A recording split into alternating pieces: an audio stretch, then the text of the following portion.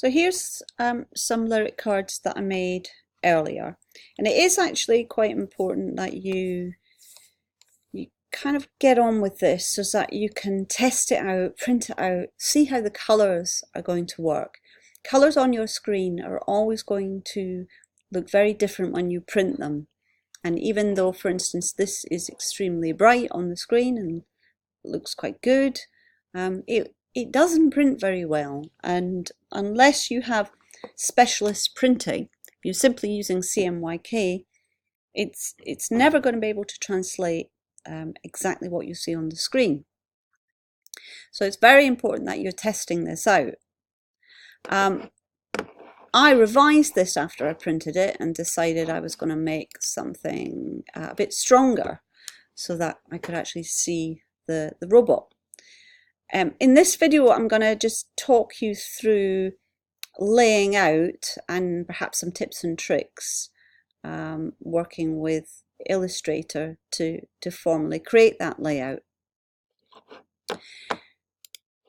If you've got more than 2 artboards, you might want to have your artboard panel open, and that will just allow you to travel around the document much easier.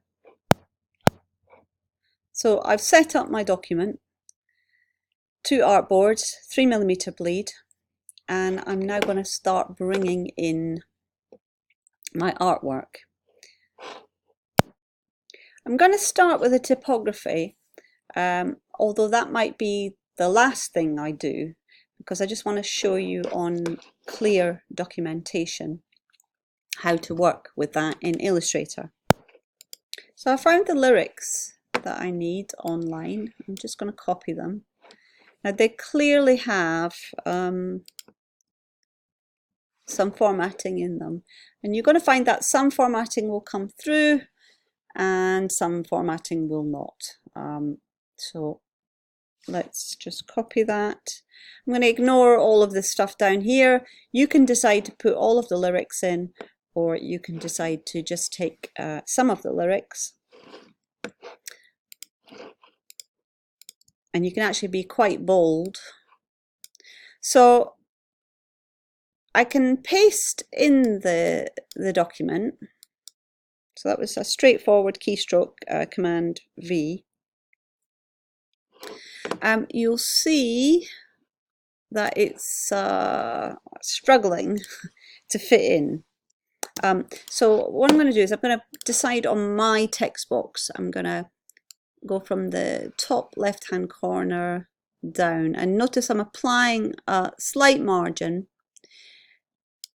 You could work it out with guides, but I'm just going to use my eye because it's fairly simple to do. Now this text that's gone in here, that is placeholder text, and both InDesign and Illustrator allow you to put in placeholder text. It's just temporary. I'm going to paste in, and I'm using the keyboard stroke Command V to paste in. Now here's my lyrics. It looks a bit better, except for the fact that I have what's called overset text. That red box means overset text, and it does mean that underneath there are some more lyrics. Now, one thing that might fix that is if I wanted to show all of those lyrics, if I could put in columns. And a lot of people will tell you you cannot put in columns in Illustrator, but it's not true. You go type, area type options, and then you have an access to columns and an access to the gutter in between the columns. Let me just put on the preview. You could also apply rows as well, so you can see you could do that. I don't really need them. At the moment I can resize this and it will just shrink and manipulate as per normal, so I'll show you how that happens. You can see I can change it and the columns will adjust. If I switch on fixed columns, what that will do is it will give me restrictions within the boundaries of the columns. So even though I'm trying to shrink it, it's going to jump to the size of the columns. So that's what fixed will do. The other panels that I'm going to need from my artwork will be type character panel. I'm also going to need, let's just get them open at the same time, I'm going to need transparency probably, and certainly layers. So let's just have that up there. I'd get in the habit straight away of keeping layers separate when you're working on artwork in Illustrator. So for instance, lyrics I'm just going to keep in a single layer, and then I'm going to create layers for the other artwork. Now I'm most concerned with the typography not being Myriad Pro. I'd like you to find a suitable typeface that's going to work with your artwork. And with this panel open, it means that all I have to do is click on the type frame and we can get a preview of what that's going to look like. So I've chosen a kind of code-based font, and I've eliminated any extra bits and pieces that I don't need. And I'm just going to move it down a little bit.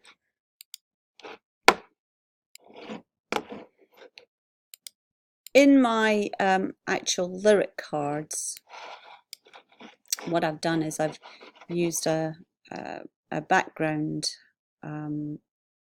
image, and so I'm going to bring in the same background image. Now it probably would be better if you could prepare the artwork roughly to the right size, but here I've allowed for wholly incorrect documents to come in, and it doesn't really matter in the end, because when we send this out to print, none of this is going to print.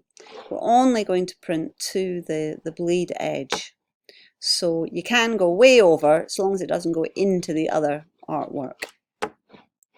Okay, so I'm going to bring in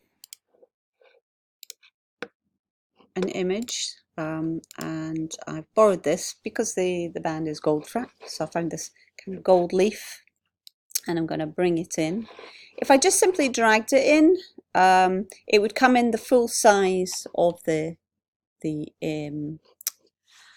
actual image, and because we're working at 72, that might be absolutely enormous. So file place is probably a better solution, but do make another layer and make sure it's going into that layer.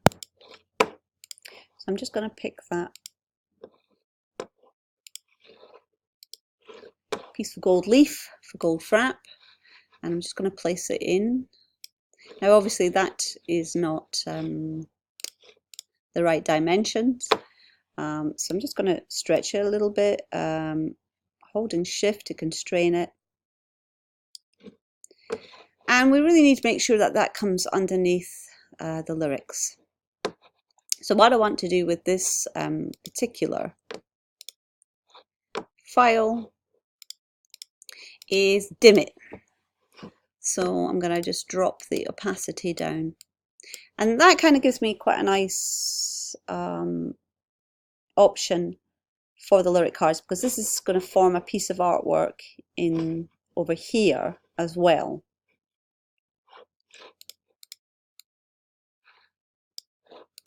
So I'm going to use the same.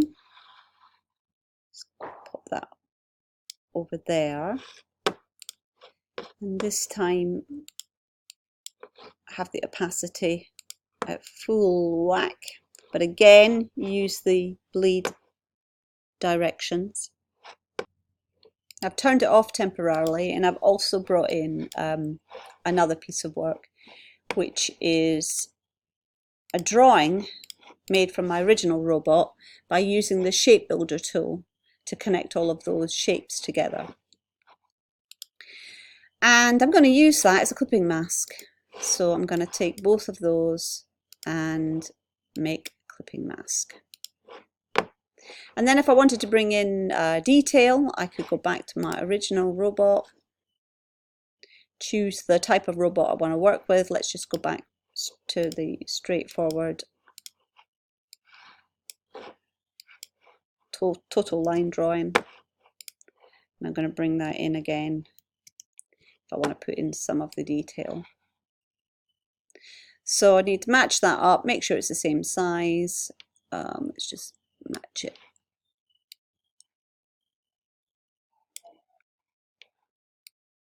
And it's up.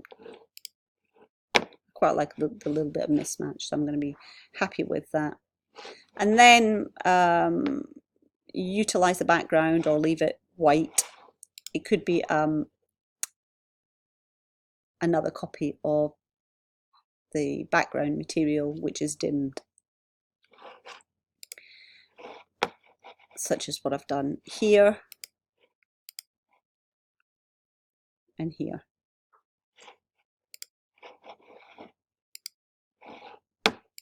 The final thing is just adding the name of the band and the song, and I've kind of left an area here. Let's just shrink this down a little bit so I've got a little bit more room to work with.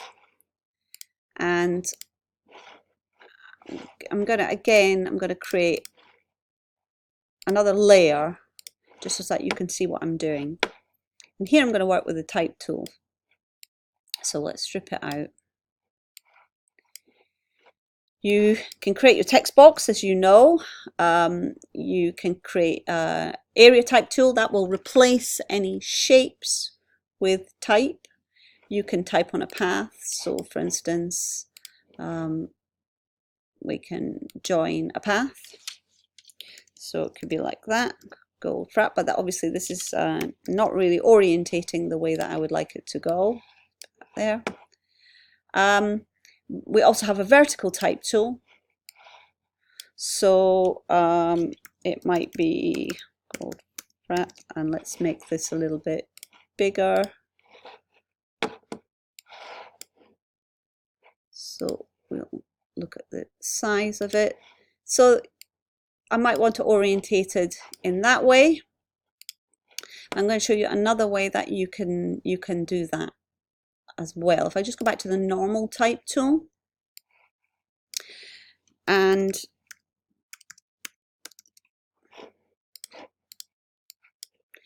if I just try to turn that now, that's what happens.